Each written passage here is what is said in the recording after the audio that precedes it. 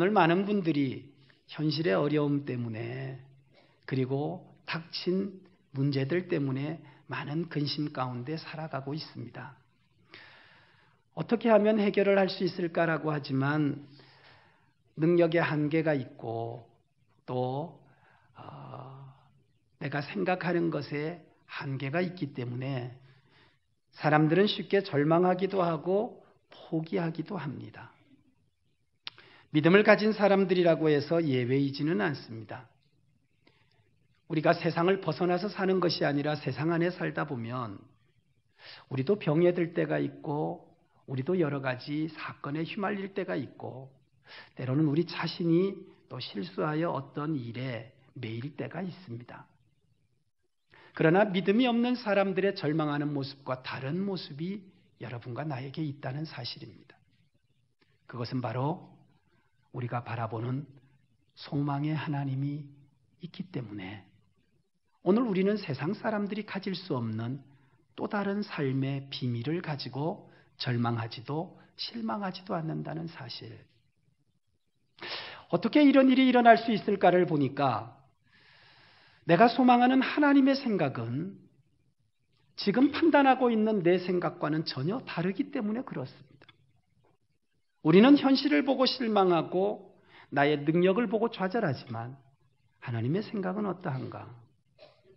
놀랍게도 하나님은 예레미야 29장에 우리를 향한 생각을 말씀하셨는데 하나님의 생각은 우리에게 미래가 있는, 그래서 오늘이 아니라 오늘을 넘어선 내일에 대한 하나님의 마음이 있고 또 하나님의 생각은 우리와 같이 절망이나 좌절과 실망이 아니라 하나님은 언제나 우리에게 희망을 주시고 소망을 주시는 하나님.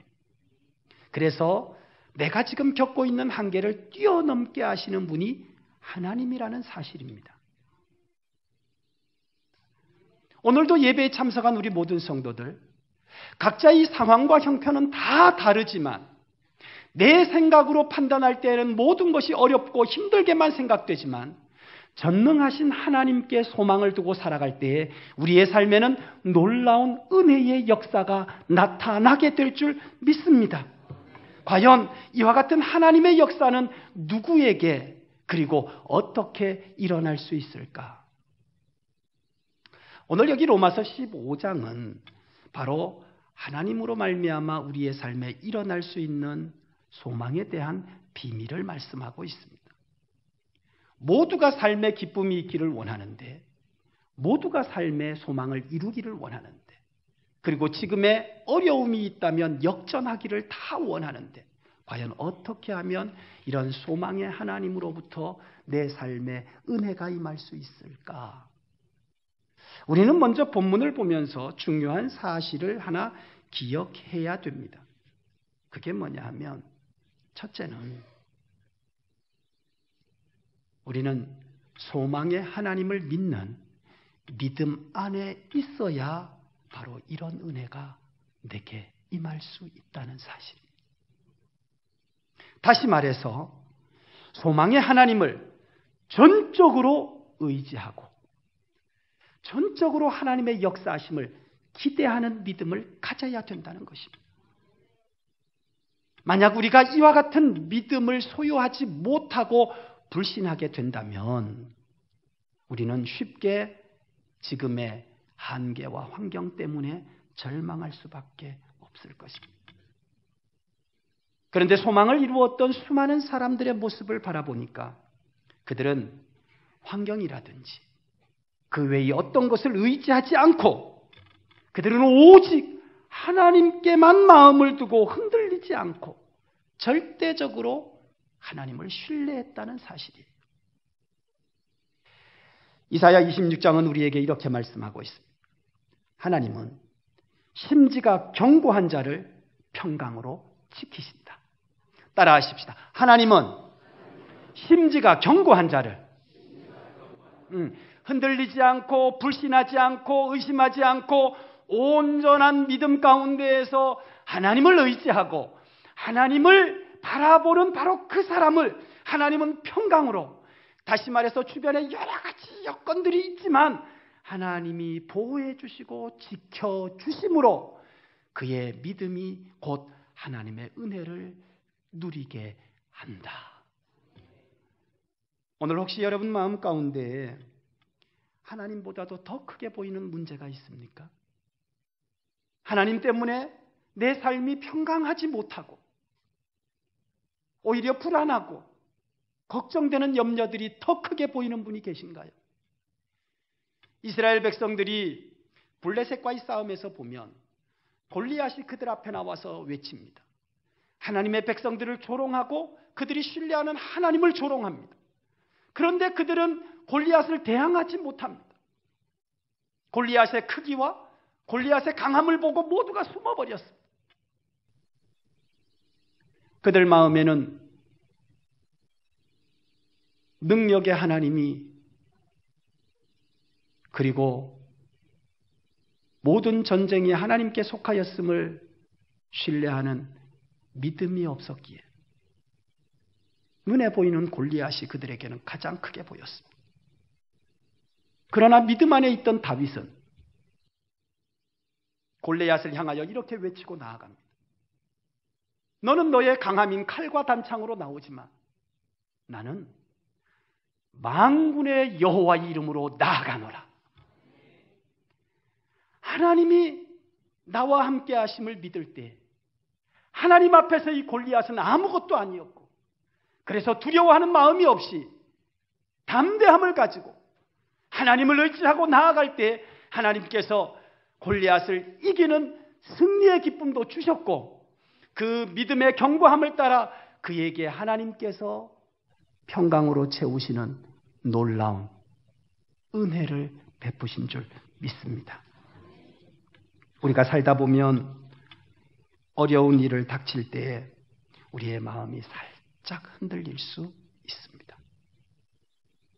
살다 보면 여러 가지 불안한 일이 그래서 미래에 대한 불안감이 나에게 닥칠 때 살짝 마음이 흔들릴 수 있습니다.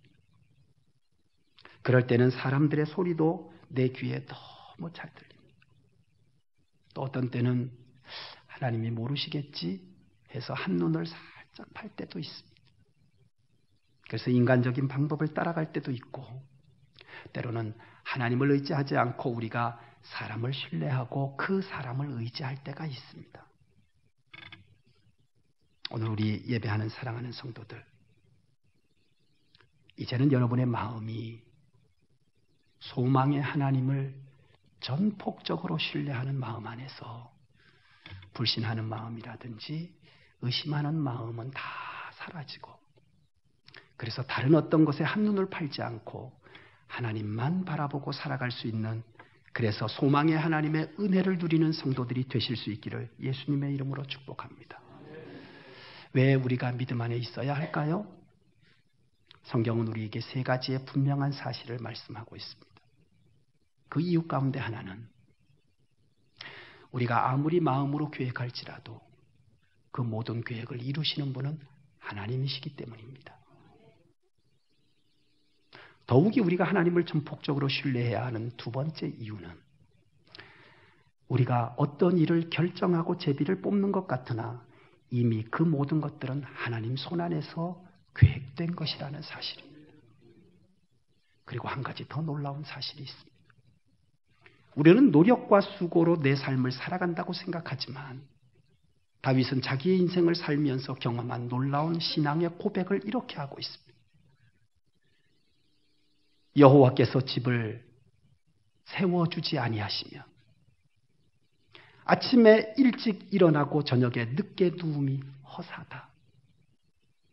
다시 말해서 하나님이 우리의 삶에 은혜를 주셔서 수고한 것 그 이상의 것이 내 삶에 되게 하시는 하나님이 우리 가정을 세워주시지 않으면 우리 가정은 결코 견고할 수 없고 수고한 것이 결코 기쁨이 될 수 없다. 그러면 우리의 내일은 누구에게 있느냐? 하나님께 있다는 사실입니다. 내 인생은 누구 손안에 있느냐? 하나님 손안에 있다는 사실입니다. 그러므로 여러분과 내가 장래에 대한 기대가 있고 내일에 대한 기쁨을 맛보기를 원한다면 이제는 소망의 하나님께 믿음을 가지고 다른 어떤 것에 마음을 뺏기지 말고 오직 하나님만을 의지하고 도우심을 기대하면서 인내하며 살아가는 삶이 되실 수 있기를 주님의 이름으로 축원합니다. 더 나아가서 어떻게 하면 우리가 소망의 하나님을 만날 수 있을까 보았더니 이 소망의 하나님께서는 이렇게 소망을 가진 사람들의 마음을 움직여 주십니다. 오늘 본문을 보면 어떻게 마음을 움직여 주시는가 하면 따라하십시다. 평강을 믿음 안에서 충만하게 해주신다. 불안한 마음이 아니라 소망의 하나님은 이와 같은 믿음을 가진 사람들의 마음을 평강으로 충만하게 해주신다는 거예요. 사실 우리는 힘들고 어려운 일을 반복하기 싫어합니다. 그래서 어떻게 합니까? 하나님 앞에 내 환경을 바꾸어 주시도록 기도합니다. 하나님은 때로는 필요를 따라 내 삶의 환경을 전혀 다른 환경으로 바꾸시기도 하십니다. 광야에서도 길을 내시는 하나님, 사막에서도 강을 내시는 하나님이 무엇인들 못하실까요? 그러나 오늘 여기 본문에 보면 하나님은 먼저 우리의 마음을 만지신다는 사실입니다. 어떻게 만지시냐고요? 하나님은 전혀 환경이 바뀌지 않았지만 내 마음을 평강으로 채우신다. 그런데 바로 소망을 하나님께 둘 때만이 나에게 이와 같은 역사가 일어난다는 사실입니다. 사도 바울이 우리가 아는 것처럼 신라와 함께 감옥에 갇혔습니다. 육신이 매였습니다. 귀신 들린 자를 고쳐준 것인데 오히려 감옥에 갇혀 위기에 직면했습니다. 하나님은 바울에게 감옥으로부터 자유함을 주시기 전에 이미 그 심령 가운데에는 소망의 하나님으로 충만해서 두려움이 없는 평강의 마음이 있었습니다. 그 평강의 마음을 어떻게 알 수 있냐고요? 감옥에서도 하나님을 향하여 찬양을 드렸습니다. 그리고 평강으로 충만한 그 찬양의 밤에 하나님은 역사하셔서 옥문도 여시고 그로 하여금 자유의 은혜를 주신 것입니다. 절망이라고 포기하지 않고요. 실망하지 않고 소망을 하나님께 두었더니 그 마음에 두려움이 없는 거예요. 오늘 우리 사랑하는 성도들, 환경 때문이 아니고 소망을 통해서 먼저 우리의 마음이 새로워질 수 있기를 예수님의 이름으로 축복합니다. 오늘의 불확실함, 오늘의 불안함이 우리의 환경을 어렵게 만드나요? 다윗은 이렇게 고백합니다. 사망의 음침한 골짜기를 다닐지라도 내가 해받을 것을 두려워하지 않는 것은 여호와께서 나와 함께 하십니다. 그래서 그는 불안하지 않다는 거예요. 심령이 평강으로 충만하다는 말이죠. 저는 오늘 예배에 참석한 우리 모든 성도들이 어떤 환경과 여건에 있더라도 소망의 하나님을 인하여 심령의 평강 그리고 담대함을 가지고 살아가실 수 있기를 축복합니다. 두려움과 걱정은 내 안에 있는 소망의 부족함과 연약함을 대변하는 것입니다. 단순히 내가 처한 환경의 답답함보다 하나님의 능력의 크기를 내가 신뢰하지 않기 때문에 그렇습니다. 그러므로 오늘 우리 자신을 다시 한번 돌아보면서 하나님이 내게 주시기 원하는 평강의 충만함을 받도록 오늘 우리는 능력의 하나님을 신뢰해야 할 것이고 약속의 하나님을 신뢰해야 할 것이고 오늘 말씀하신 것처럼 나에게 주시고자 하시는 하나님은 평강과 미래와 또한 나에게 장래가 있는 축복이라는 사실을 기억하고 오늘 우리의 심령으로부터 놀라운 평강의 역사가 일어날 수 있기를 주님의 이름으로 축원합니다.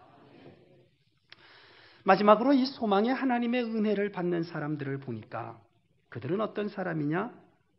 놀랍게도 그는 하나님의 계획을 알고 하나님의 뜻이 이루어질 것을 신뢰하는 사람이었습니다.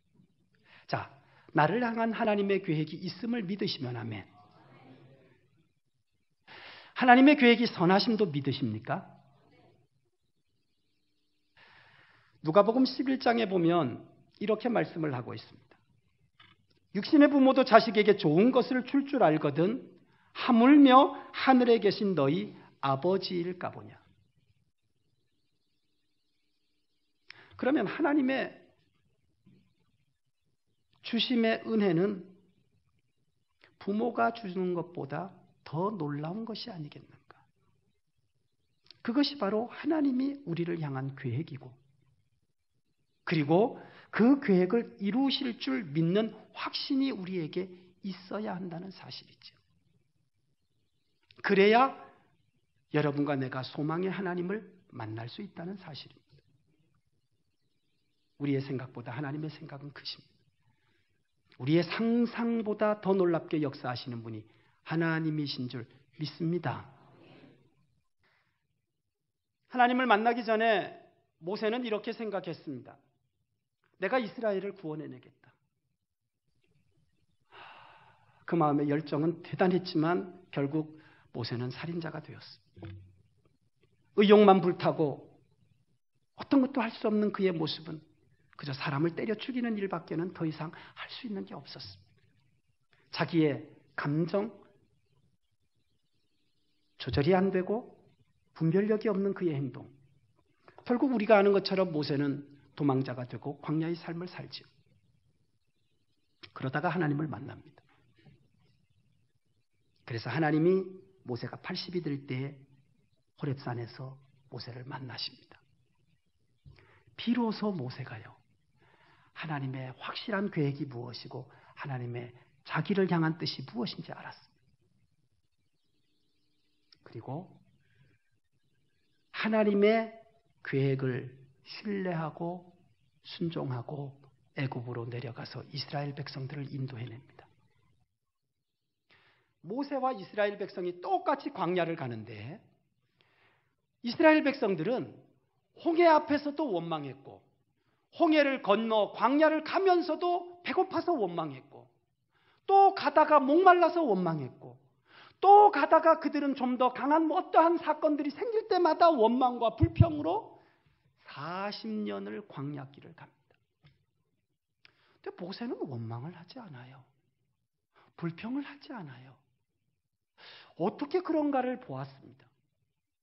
보았더니요, 모세는 하나님의 계획, 하나님께서 그에게 주신 계획, 그 계획을 모세는 알았고, 그리고 그 계획에 대한 확신을 가졌습니다.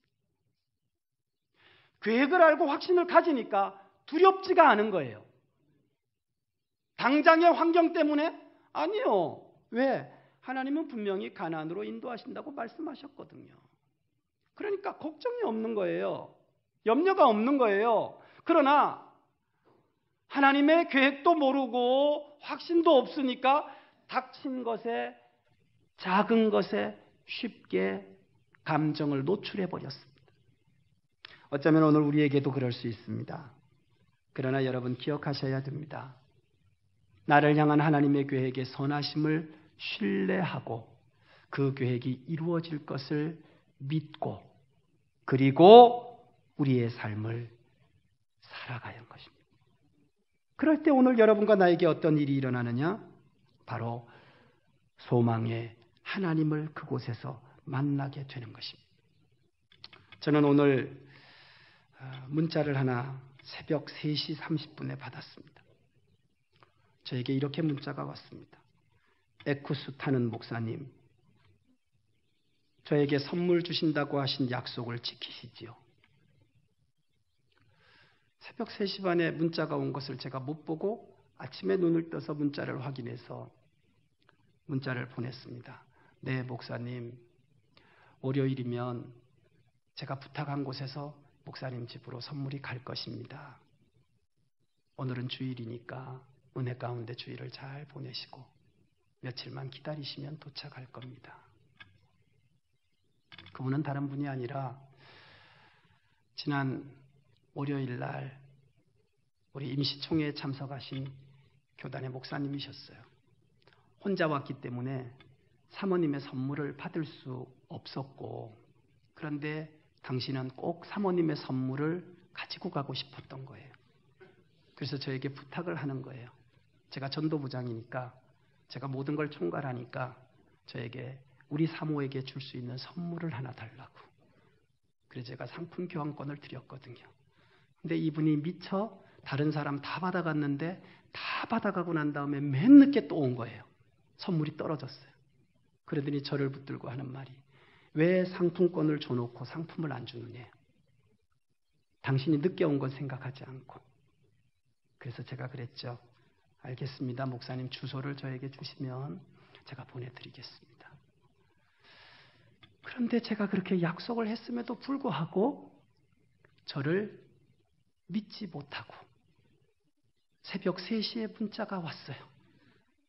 목사님도 거짓말 하십니까? 거기에다 비아냥대면서 에쿠스 타시는 목사님 저는 모닝도 못하는데 저를 불쌍히 여기시죠. 아니 선물과 에쿠스가 무슨 상관이고 모닝과 선물이 무슨 상관입니까? 그렇게 해서 저의 감정을 팍 끌고 놓습니다. 그래도 제가 오늘 주일이기 때문에 차분하게 문자를 보냈습니다. 목사님 월요일 선물이 갈 거니까 며칠만 기다리시죠. 제가 잘했나요? 우리는 때로 하나님에게 바가지를 바꾸습니다. 하나님은 전능하시다면서요. 하나님은 모든 걸 갖고 계신다면서요. 약속하셨다면서요. 왜 아직도 안 보내주세요? 하나님의 계획은 도대체 무엇이에요? 우리 아이에 대한 하나님의 계획은 무엇이고 나를 향한 하나님의 계획은 무엇이고 우리 가정을 향한 하나님의 계획은 도대체 뭐예요? 하나님은 다 갖고 계시지만 저는 아무것도 없는 털털이에요. 새벽 3시 아무아무개 성도 올림 2박 3일 철야하고 있는 중임. 때로는 우리 모습 속에 그런 모습은 없나요? 하나님의 계획의 선하심을 신뢰하고 그것을 이루실 하나님을 내가 신실하심에 대한 확신이 있다면 우리는 인내해야 할 것이고 그리고 지금의 한계들 때문에 원망하거나 불평하거나 실망치 아니하고 마침내 승리하는 놀라운 은혜를 보게 될 줄 믿습니다. 오늘 이 자리 바로 이 자리가 그런 은혜의 자리가 되기를 주님의 이름으로 축원합니다. 모세가 하나님을 만났던 자리, 요셉이 자기를 향한 하나님의 꿈을 꾸었던 자리, 야곱이 하나님께서 자기와 함께 하심하의 약속을 받았던 베델의 자리처럼 오늘 이 예배의 자리가 바로 소망을 주시는 하나님, 그래서 그 하나님의 계획을 알게 되고 그리고 내가 받은 계획이 이루어질 것을 신뢰하도록 말씀해 주시는 하나님을 대면하는 은혜의 자리가 될 수 있기를 주님의 이름으로 축복합니다. 이제는 내 생각, 내 욕심, 내 환경에 매여 사는 것이 아니라 하나님의 계획과 하나님의 능력과 하나님의 섭리와 하나님의 약속에 붙들려 살아가는, 그래서 오늘 예배에 참석한 우리 모든 성도들이 소망의 하나님을 만나는 은혜가 있기를 예수님의 이름으로 축원합니다.